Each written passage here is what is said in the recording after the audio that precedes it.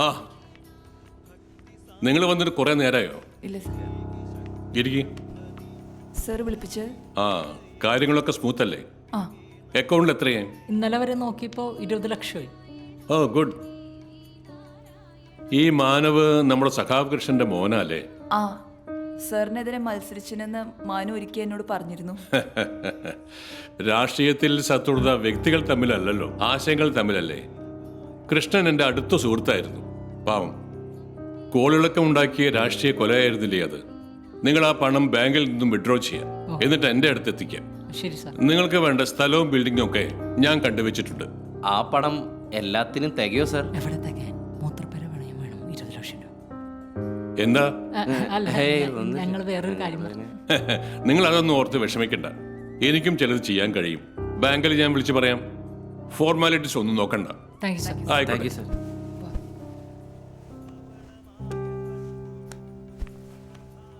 ആ, അതൊക്കെ ഓക്കെ ആയിട്ടുണ്ട്. 2 ദിവസം കൊണ്ട് കിട്ടും. ഞാൻ എന്തോടോ അത്രയ്ക്കും മണ്ടനാണ്.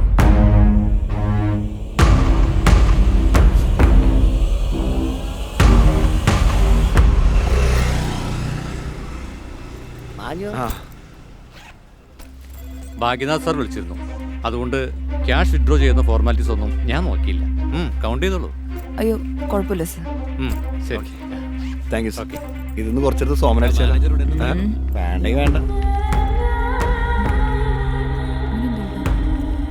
മനു, ഇനി ആ ഫോൺ എടുത്തിട്ട് സാറിനെ ഒന്ന് വിളിക്കുക.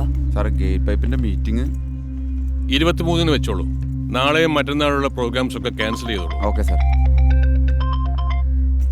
മാനു, ആ സാറേ, പൈസ എടുത്തിട്ടുണ്ട്. ഇതായിട്ട് അങ്ങോട്ട് ഒരു അർജന്റ് മീറ്റിംഗിനായി ഞാൻ പോണ്ടിച്ചേരി പോവാ. കാശ് എൻ്റെ കയ്യിൽ തന്നാ മതി. ഇപ്പൊ അത് നിങ്ങളുടെ കയ്യിൽ തന്നെ വെച്ചോളൂ. ഓ ഞാൻ തിരിച്ചെത്തിയിട്ട് വിളിക്കാം. ഓ ഓക്കെ സാർ. സാറ് മറ്റന്നാളെ വരുള്ളൂ. ഇതിന്റെ അടുത്ത് വെച്ചാലോ? ഏയ് വേണ്ട, അതെന്താ? അത് സേഫ് അല്ല.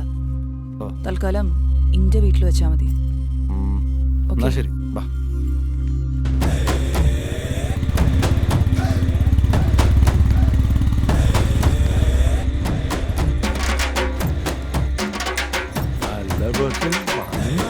മുണിങ്ങിയ നീ വരാണ്ടോ ഭക്ഷണം കഴിക്കുന്നേ? അല്ലെന്ന് പുഴ മീനൊന്നും കിട്ടിയില്ലേ? എനക്ക് മാഹിയിൽ മീൻ പിടിക്കലല്ല പണി. അയ്യോ, എന്റെ പണി എനിക്കറിയാം.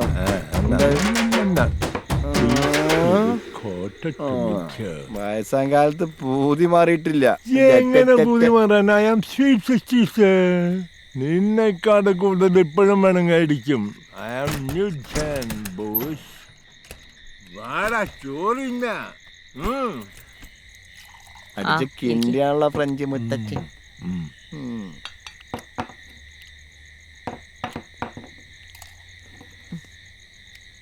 എന്നും എന്നെ കൊണ്ട് ഇങ്ങനെ ചോറും വിളമ്പിച്ച് നേരെ ഷെഡ്ഡി വരെ അലക്കിച്ചോ. ഞാൻ ഇല്ലാണ്ട് ആയാലേ തിരിയും നിനക്ക്. ആവശ്യമില്ലാത്ത മോനെ കീറിപ്പോവും. എന്ത് ശരിയല്ലേ? നീ ആ ഹിതയെ വിളിച്ചോണ്ട് വാ. എനിക്ക് സമ്മത. ഞാൻ അവളെ പൊന്നുപോലെ നോക്കിക്കോളാം. എങ്ങനെ ഒന്ന് പറഞ്ഞേ? അതിനെങ്ങനെയാ? കെട്ടന്റെ പ്രായമൊക്കെ കഴിഞ്ഞൊന്ന് ബോധമില്ലാത്തൊരു കഴുത.